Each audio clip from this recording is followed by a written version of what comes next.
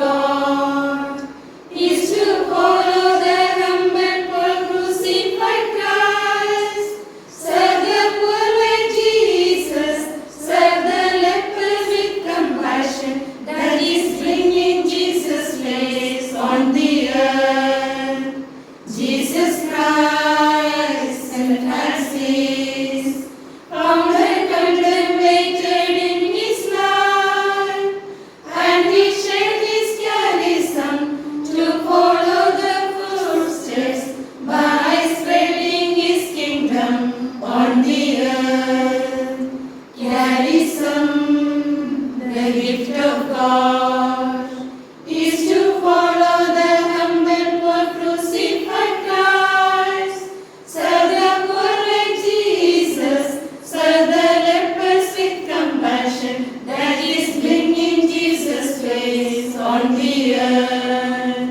This charism is the special gift. Through this we may serve the poor and the sick.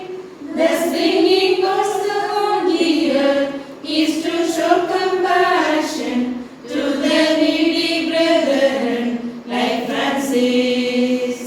Charism, the gift of God, is to follow the humble poor crucified Christ.